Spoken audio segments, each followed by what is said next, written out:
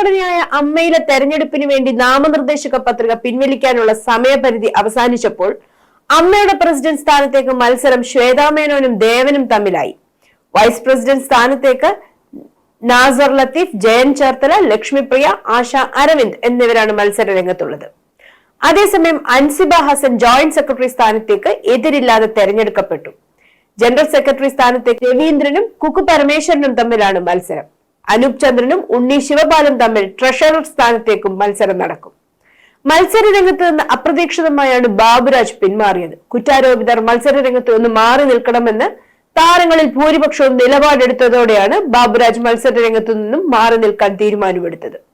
അമ്മ സംഘടനയുടെ പ്രവർത്തനങ്ങളിൽ നിന്ന് താൻ എന്നേക്കുമായി പിന്മാറുകയാണെന്നും ഫേസ്ബുക്ക് കുറിപ്പിൽ ബാബുരാജ് വ്യക്തമാക്കി. പിന്നാലെ നാട്ടുകാർ കാണുന്നത് വമ്പൻ അടിയാണ്. ഇതുപോലൊരു തെരഞ്ഞെടുപ്പ് പ്രചാരണം നടന്നിട്ടേയില്ല. അത്രയേറെ അംഗങ്ങൾ തമ്മിലുള്ള ആരോപണ പ്രത്യാരോപണങ്ങൾ, അതിൽ ചിലതെങ്കിലും അതീവ ഗൗരവതരമായ ആരോപണങ്ങൾ. തെരഞ്ഞെടുപ്പിൽ മത്സരിക്കുന്നവരെ തേജോവധം ചെയ്യുന്നു എന്നാണ് പരാതി. ഇതിൽ പ്രധാനമായും കുരുങ്ങിയിരിക്കുന്നത് കുക്കു പരമേശ്വരനും ശ്വേതാ മേനോനുമാണ്. തെരഞ്ഞെടുപ്പിൽ മത്സരിക്കുന്നവർ പരസ്പരം ചെളിവാരി എറിയുന്ന കാഴ്ച അമ്മ സംഘടനയെ സ്നേഹിക്കുന്നവരിലും സിനിമയ്ക്ക് പുറത്തും സൃഷ്ടിക്കുന്നത് വിഷമവും അവജ്ഞയുമാണ്. നിരവധി കലാകാരന്മാർക്ക് താങ്ങും തണലുമാകേണ്ട അമ്മ സംഘടന ഇതുവഴി പൊതുജന മധ്യത്തിൽ അപഹാസ്യമാവുകയാണ്. അശ്ലീല സിനിമകളിൽ അഭിനയിച്ച് സാമ്പത്തിക ലാഭം ഉണ്ടാക്കിയെന്നാണ് ശ്വേതാ മേനോനെതിരായ കേസ്. എന്നാൽ കേസിലെ തുടർ നടപടികൾ ഹൈക്കോടതി സ്റ്റേ ചെയ്തു.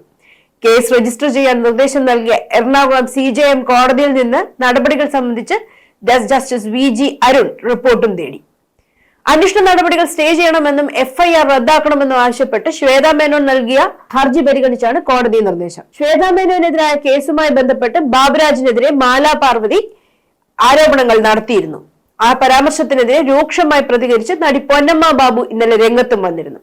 കൂടാതെ മെമ്മറി കാർഡ് വിവാദത്തിൽ അമ്മ സംഘടനയ്ക്ക് പരാതി നൽകാനൊരുങ്ങി നടി ഉഷ ഹസീന. ഇടവേള ബാബുവിനും കുക്കു പരമേശ്വരനുമെതിരെയാണ് പരാതി. സംഘടനയിലെ വനിതാ അംഗങ്ങളുടെ പരാതി റെക്കോർഡ് ചെയ്ത മെമ്മറി കാർഡ് എവിടെയെന്ന് കണ്ടെത്തണമെന്നാണ് ഉഷ ഹസീനയുടെ ആവശ്യം. ഇങ്ങനെ അടികൊഴുക്കുന്നതിനിടയിൽ സംഘടനയ്ക്കുള്ളിൽ ആഭ്യന്തര കലാപങ്ങൾ ഉണ്ടായത് ചെയ്യാത്ത തെറ്റിനൊരു പാവം മനുഷ്യനെ ശിക്ഷിച്ചിട്ടുണ്ട്, കാലം കണക്ക് ചോദിക്കാതെ കടന്നു പോകില്ല എന്നതുകൊണ്ടാണെന്ന് പറയുന്ന ദിലീപ് ഫാൻസ് അസോസിയേഷൻ വന്ന ഒരു പോസ്റ്റ് ശ്രദ്ധ നേടുകയാണ്. പോസ്റ്റിന്റെ പൂർണ്ണരൂപം ഇങ്ങനെ: അമ്മ എന്ന സംഘടന ഇപ്പോൾ കടന്നു പോകുന്നത് സംഘടനയ്ക്കുള്ളിൽ ആഭ്യന്തര കലാപങ്ങളിലൂടെയാണ്. അമ്മ എന്ന സംഘടനയ്ക്ക് വരുമാനം കണ്ടെത്താനായി അഹോരാത്രം പണിയെടുത്ത ദിലീപ് എന്ന നടനെ പുത്തൻ താരോദയങ്ങളുടെ വാതാളത്തിൽ അപമാനിച്ചിറക്കി വിട്ടപ്പോൾ ഈ സംഘടനയുടെ നാശം തുടങ്ങി. ചെയ്യാത്ത തെറ്റിനാണ് 80 ദിവസം ജയിലിലിട്ടതെന്ന് അരിയാഹാരം കഴിക്കുന്ന എല്ലാവർക്കും അറിയാം. അതും അമ്മ എന്ന ഈ സംഘടനയ്ക്ക് വേണ്ടിയാണ് അദ്ദേഹത്തിന്റെ അനുഭവങ്ങളെല്ലാം ഉണ്ടായതെന്നും പ്രത്യേകിച്ചും ആരും ബോധിപ്പിക്കണമെന്നില്ല. പക്ഷെ അദ്ദേഹത്തിന്റെ കണ്ണീരിന് അദ്ദേഹം അനുഭവിച്ച അപമാനത്തിന് ഫലം കണ്ടു തുടങ്ങിയിരിക്കുന്നു. വഴിയിൽ കൂടി നടന്നു പോകുന്നവർക്ക് പോലും അമ്മയുടെ പ്രസിഡന്റ് ആകാം എന്ന സ്ഥിതിവിശേഷം ഉണ്ടായിരിക്കുന്നു. ദിലീപ് എന്ന നടൻ ശരിയാണെന്ന് കാലം തെളിയിക്കും. അത് എന്നെപ്പോലെയുള്ളവർക്ക് ഉറപ്പുള്ള കാര്യമാണ്. ഓരോരുത്തരായി ഈ സംഘടനയിൽ നിന്നും മാറി നിൽക്കാൻ തുടങ്ങിയിരിക്കുന്നു. വാചകം പഠിച്ചവരെല്ലാം എവിടെ?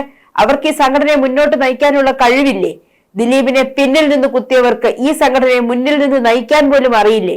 ചെയ്യാത്ത തെറ്റിന് നിങ്ങളെല്ലാവരും കൂടെ ഒരു പാവം മനുഷ്യനെ ശിക്ഷിച്ചിട്ടുണ്ട് എങ്കിൽ ഓർത്തുവെച്ചോ, കാലം കണക്ക് ചോദിക്കാതെ കടന്നു പോകില്ല. അതുവരെ ദിലീപ് ഈ കാഴ്ചകളെല്ലാം കൺകുളിർക്കെ കാണട്ടെ എന്നാണ് പോസ്റ്റ് പറയുന്നത്. പ്രൊഡ്യൂസേഴ്സ് അസോസിയേഷനിലും അടിക്ക് ഒരു കുറവുമില്ല. സാന്ദ്ര തോമസിന്റെ വിഷയവുമായി ബന്ധപ്പെട്ട് മമ്മൂട്ടിക്കെതിരെ സോഷ്യൽ മീഡിയയിൽ വലിയ പ്രചാരണം നടക്കുന്നതിനിടെ സാന്ദ്ര അസുഖം ബാധിച്ചു കിടന്നപ്പോൾ സുഖവിവരങ്ങൾ അന്വേഷിച്ച മമ്മൂട്ടിയോടും പ്രൊഡ്യൂസേഴ്സ് അസോസിയേഷന്റെ മുഴുവൻ പ്രൊഡ്യൂസേഴ്സിനോടും നന്ദി പ്രകടിപ്പിച്ചുകൊണ്ടുള്ള സാന്ദ്രയുടെ ഒരു പഴയ വീഡിയോ പങ്കുവെച്ചുകൊണ്ട് ലിസ്റ്റിൻ സ്റ്റീഫൻ രംഗത്തെത്തിയിട്ടുണ്ട്. ഇതോടെ നിർമ്മാതാക്കളായ സാന്ദ്ര തോമസും ലിസ്റ്റിൻ സ്റ്റീഫനും തുറന്ന പോരിലേക്ക് എന്ന് ഏകദേശം ഉറപ്പായി.